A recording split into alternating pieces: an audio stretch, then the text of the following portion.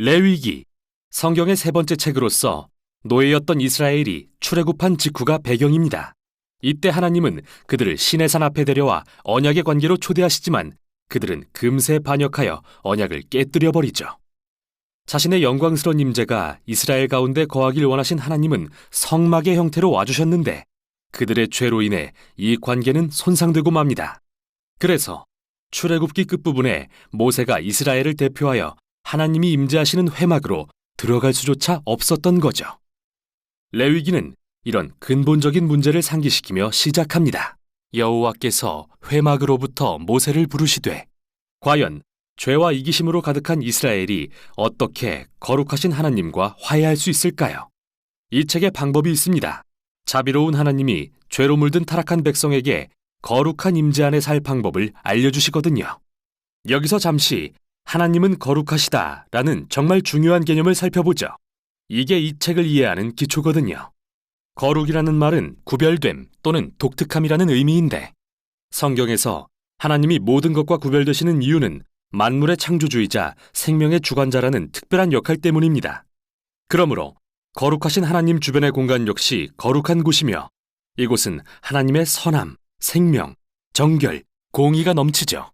그래서 불의하고 범죄한 이스라엘이 하나님의 거룩한 임재 안에 살려면 거룩해져야 하는 겁니다. 즉, 그들의 죄를 해결해야 하는데 레위기의 역할이 바로 그거죠. 이 책은 매우 놀라운 대칭 구조를 이루고 있습니다. 이스라엘이 하나님의 임재 안에 거할 수 있는 세 가지 방법을 제시하는데요.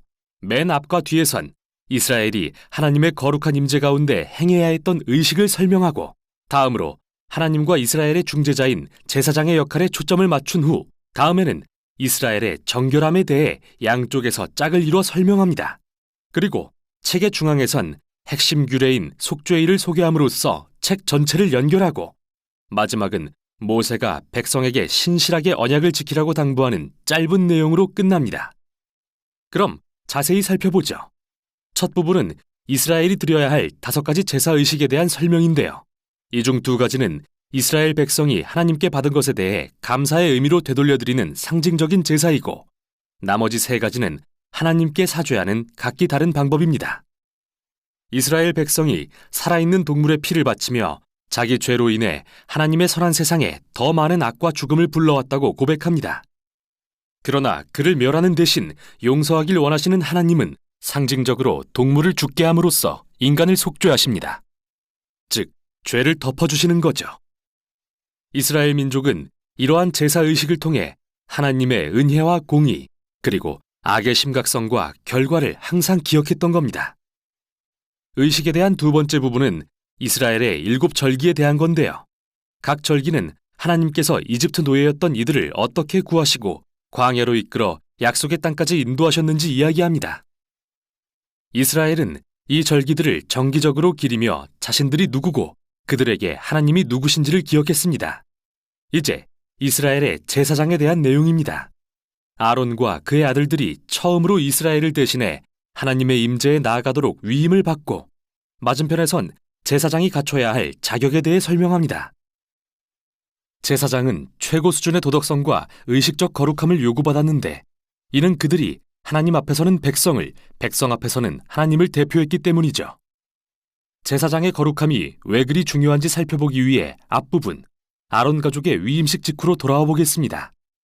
그의 2 아들은 하나님의 임재 가운데 지켜야 할 규례를 어긴 벌로 하나님의 거룩한 불에 삼켜 그 자리에서 죽고 마는데요. 하나님의 거룩한 임재 안에 사는 삶에 무시무시한 역설이 아닐 수 없습니다. 그의 거룩하심은 순전한 선이기에 이를 거역하고 모욕하는 자는 위험에 처하게 되기 때문이죠. 그래서 이토록 이스라엘의 제사장과 온 이스라엘 백성의 거룩함이 중요한 건데요. 다음 내용이 이에 대한 설명입니다.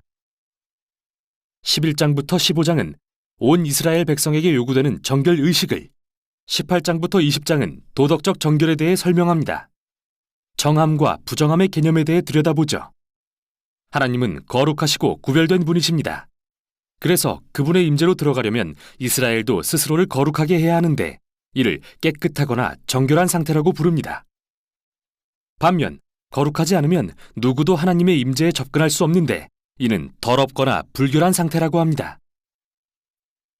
이스라엘 백성은 체액과 접촉하거나 피부병이 생기거나 곰팡이나 균을 만지거나 주검을 만짐으로써 부정해졌습니다.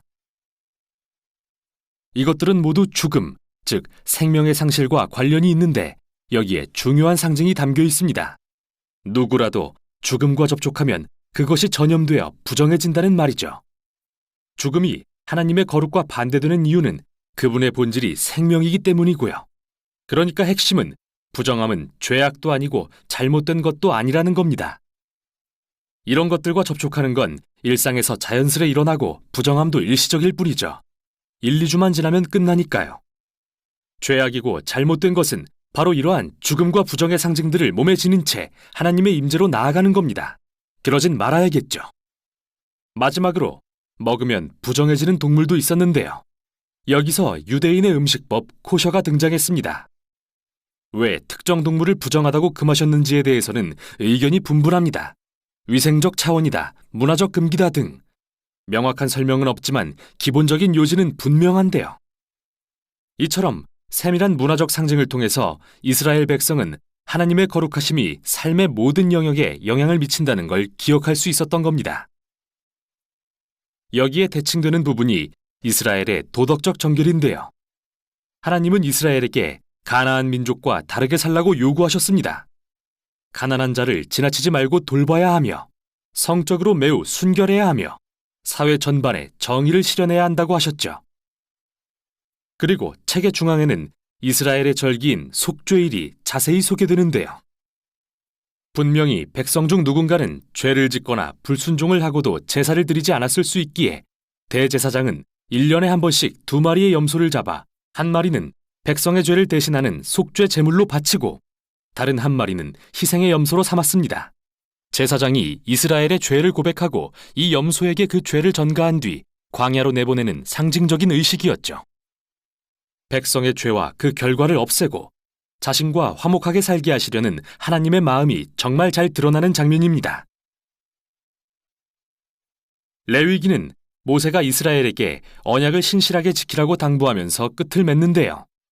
너희가 하나님이 주시는 평화와 풍요의 복을 누리려면 이 모든 율법을 지켜야 한다. 그러나 불순종하여 하나님의 거룩을 더럽히면 그게 재앙, 곧 아브라함에게 약속하신 땅에서 추방될 것이라는 경고였죠. 레위기가 성경 전체에서 어떤 역할을 하는지 알고 싶으신가요? 그럼 다음 책인 민수기의 첫 문장을 보십시오. 여호와께서 회막에서 모세에게 말씀하여 이르시되. 이제 모세는 이스라엘을 대표하여 하나님의 임재로 나아갈 수 있게 된 겁니다. 그게 레위기가 한 일이죠. 이스라엘의 실패에도 불구하고 하나님은 그들의 죄를 덮을 방법을 제공하시고 자신과 화목을 이룰 수 있게 하셨는데 레위기는 바로 이 방법에 대한 책이었습니다.